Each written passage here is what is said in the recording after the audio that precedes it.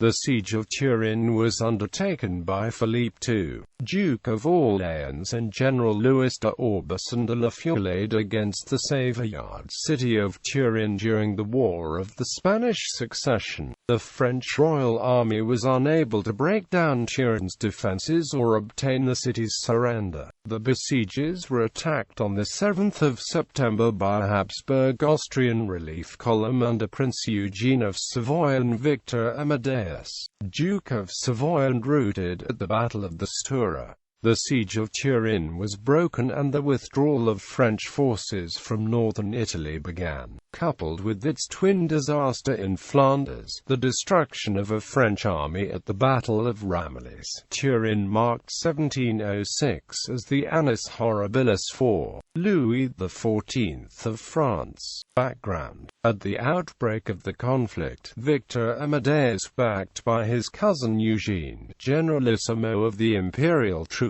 had taken the risk to side with Austria's Habsburgs since they were the sole power in Europe that could grant his state a total independence after a final victory. However, in case of defeat, Piedmont and Savoy would be wiped off the European maps. King Louis XIV of France, allied with Spain, replied by invading first Savoy and then Piedmont itself. As the Spanish armies occupied Lombardy, Piedmont found itself surrounded from every side. Attacked by three armies, the Savoyards lost Susa, Vercelli, Chivasso, Ivry and Nice. The last stronghold was the Citadel of Turin, a fortification built in the mid-16th century. In August 1705 the French-Spanish armies were ready to attack, but La Feuillade deemed his troops insufficient and waited for reinforcements. This choice turned out to be wrong, as it allowed the Piedmontese to fortify the city up to the neighboring hills and to prepare for a long siege. The siege. In May, the Franco-Spanish army approached Turin with more than 40,000 men. Marshal Sébastien Leprestre de Vauban, expert of siege techniques, volunteered for the campaign but was dismissed due to his age. Vauban persisted in counseling the French command, proposing a side assault on the city and pointing out that the wide net of countermine galleries set by the defenders would present a tenacious obstacle to any other operation. But La Feuillade had different ideas and, dismissing Vauban's counsel, ordered his 48 military engineers to draw up plans for the excavation of a long series of trenches. Old Vauban vocally condemned La Feuillade's methods from Paris,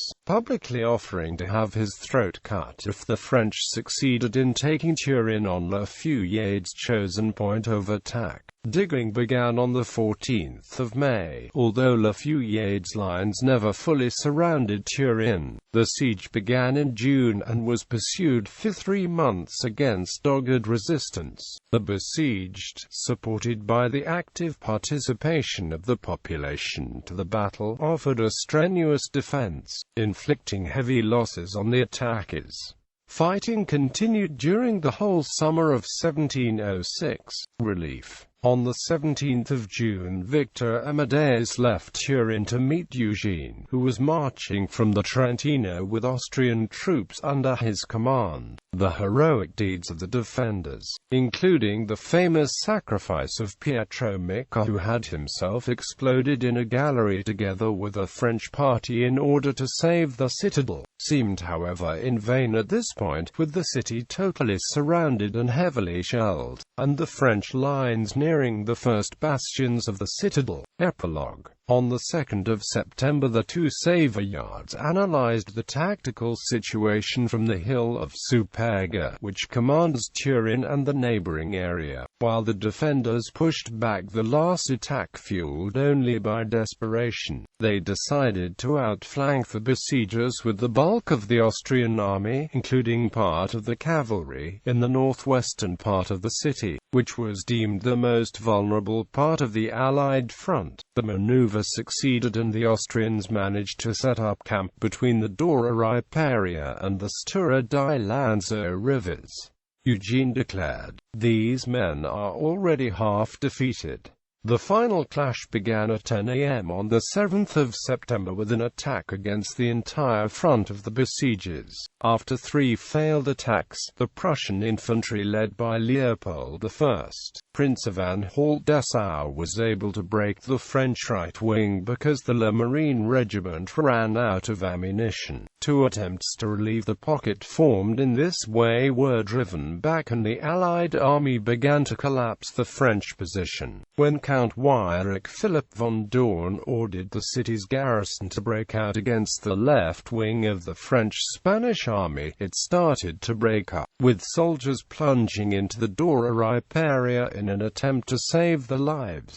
Hundreds of these men drowned. The advance of the Allied army towards Pinerolo started in the early afternoon of the same day. Franco-Spanish losses totaled 9,800, including 6,000 captured. Marshal Ferdinand de Marsan, advisor to the Duke of Orleans, was fatally wounded and died in Allied custody. The Allies reported a total of 3,246 casualties, including 52 officers and 892 men killed and 182 officers and 2,120 men wounded. They captured 146 siege guns, 40 field guns, 50 mortars, and much other equipment. Victor Amadeus and Eugene entered the liberated city and assisted a Te Deum issued to celebrate the victory. On the Superga hill, the Savoyard dynasty built a basilica where every September 7th a Te Deum is still held.